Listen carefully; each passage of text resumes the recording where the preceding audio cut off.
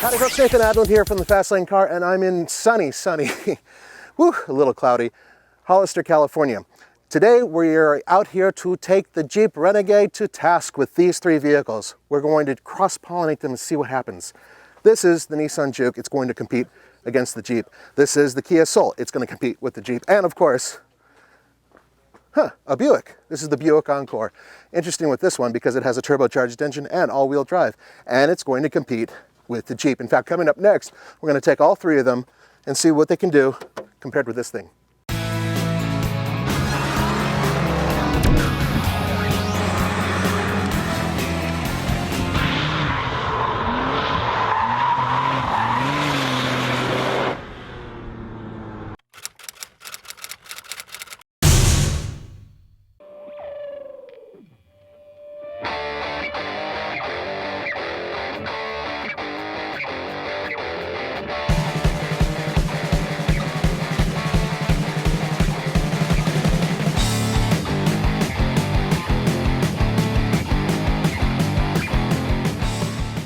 I have here the sticker, or the Maroni, that goes to the 2015 Nissan Juke. Now this is the SV all-wheel drive with the CVT. It has a 1.6 liter engine that puts out 188 horsepower and 177 pound-feet of torque, fed through a continuously variable transmission and all four wheels.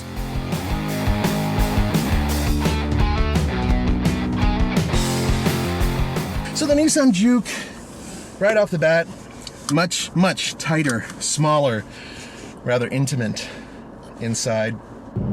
The noise in this car is the highest amongst all the vehicles. Kia Soul's close, but this one, it just doesn't sound like the acoustics are very good for a regular conversation. It sounds like I have to yell in order to talk to anybody in the vehicle.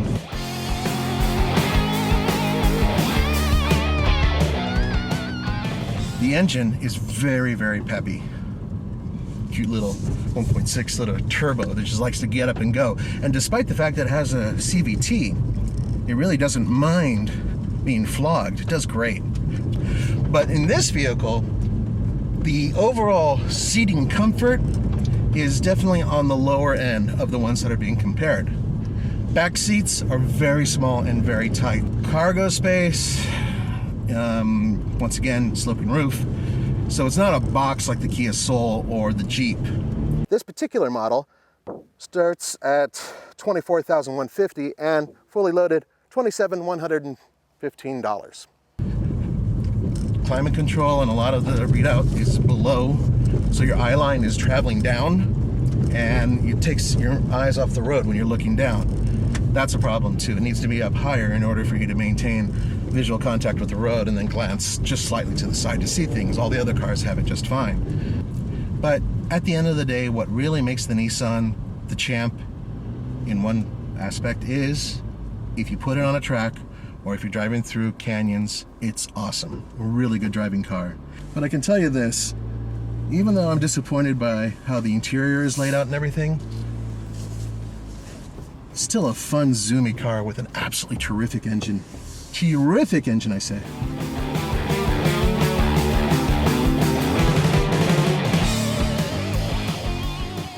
I have here the Maroni for the 2015 Buick Encore.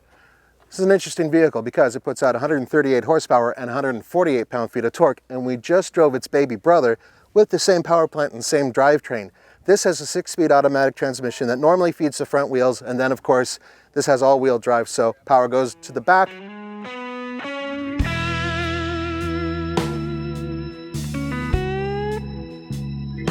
I really like the interior layout. I find the seats very comfortable.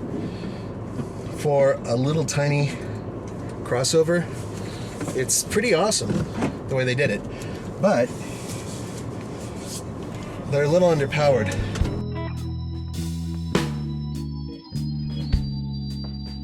Pretty comfortable.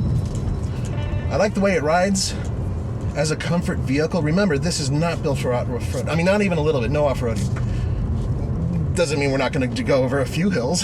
The cool part is that engine, it's turbocharged just like the baby Renegade, and this one is a 1.4 liter, so little tiny turbocharged engine.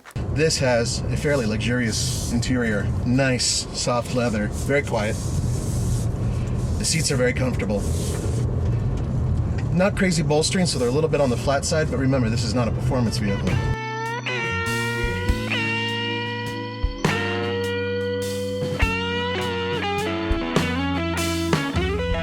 There is one thing that I'm not a big fan of, and that's how fiddly the controls are. There's a lot of buttons. It's a very, very busy dashboard. In terms of its overall price, according to this, $32,015. And the base price, the starting price with all-wheel drive, is $29,450. So this is competing price-wise with the fully loaded TRAILHAWK. This is a much quieter interior than the Jeep's. A little bit more settled. And the ride is very smooth and luxurious. But all in all, this is definitely the luxury vehicle of all of the competitors. This is the 2015 Kia Soul. Here's the Maroni. Now, this has 164 horsepower, 151 pound-feet of torque fed through 2-liter. There is a smaller engine available, but they don't have that one here. Now, this only has front-wheel drive, and it's fed through a 6-speed automatic transmission. Very easy layout on this car to get used to. This is one of those cars that, I'm not trying to put it down, but it would make a really good rental car because you get in it and it's so easy to get everything set the way you want it quickly. So that's huge. And I actually like this layout quite a bit, and a lot of you do too. And the reason why is because it's not just simple, it's logical, and everything is pretty comfortable too. Overall ride and noise level in this car is the highest out of the group, with the exception of the Nissan Juke. The Nissan Juke is just way too loud. Brakes work okay even on dirt. I know that because I'm following Andre. Oh, and Andre just slammed on his brakes and I was a little close to him. I like the steering wheel. Beautiful steering wheel. Wonderful grip. Like it. So how does this compete with the Jeep? It's not a competitor with the Jeep. I'm sorry. It's just not. I guess if you bought the base level Jeep Renegade, front wheel drive with the 6-speed manual, so it has a little 1.4 liter turbo. If you bought that, just bare bones, front wheel drive only, then I guess they would sort of compete because you're talking about a box on the road, basically. This one, as tested, is $26,845.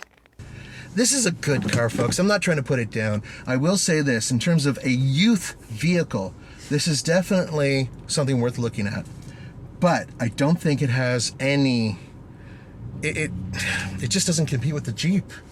Nice sunroof, though. Really big. And then you do have heated and cooled seats. That's nice.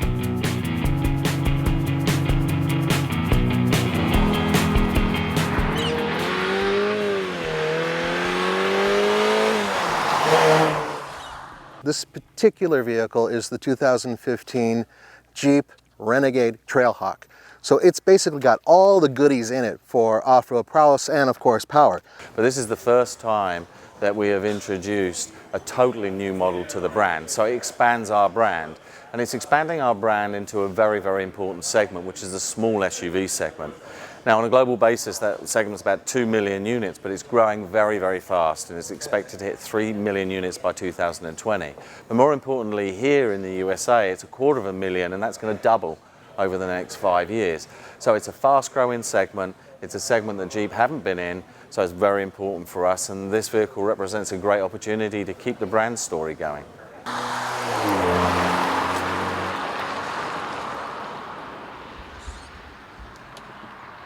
But I will say this, that the 2.4 liter Tiger Shark has more than enough power. It does not run out of breath. I've deliberately flogged it on the way here, and it's actually pretty damn zoomy. You don't have to really use the four-wheel drive system to do any of this. It'll automatically figure it out, no problem. So it has the 2.4 liter, which is the big engine, 180 horsepower and 175 pound-feet of torque. It's fed through a 9-speed automatic transmission to all four wheels.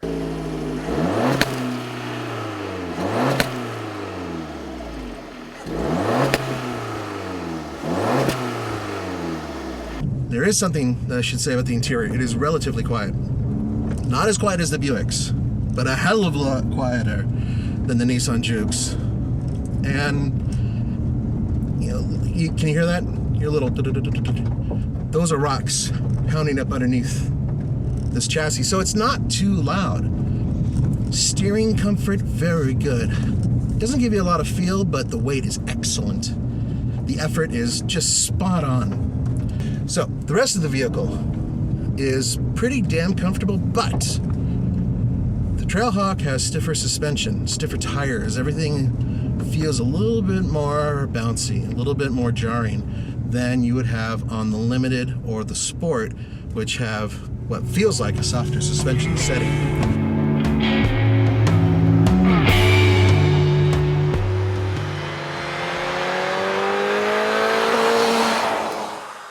The base price for the TRAILHAWK is $25,995, and this one fully loaded, not fully loaded, nearly fully loaded, is $30,245.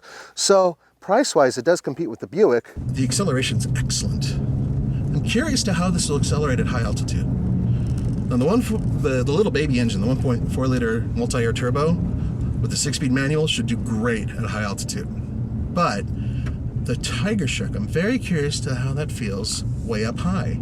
And you bet your ass we're going to be taking this thing off-road, up high, hopefully in snow and ice. Oh yeah, it's going to happen.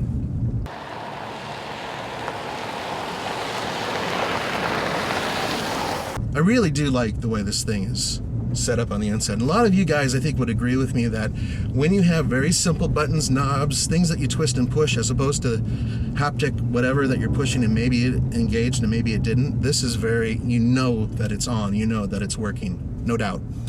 In the next 5 years, we're going to expand our industrial footprint. This vehicle built in Europe, but we're going to start local manufacturing in Brazil. That'll happen at the end of the first quarter. And at the end of this year, we return to local manufacturing in China after a 10-year absence. And the reason that's important is these are very, very big markets that you really have to manufacture locally in to be very competitive. So Renegade is not only part of the story being sold in over 120 countries, but it's also going to be localized in some key markets.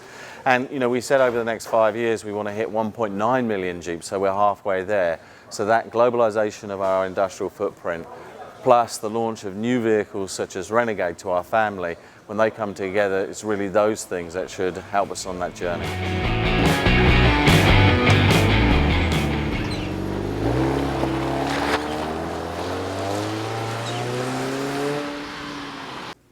It's an interesting choice of vehicles to compare with this one, but here's the one thing, it's kind of the elephant in the room, and that is that there is no Subaru up here to compete with these.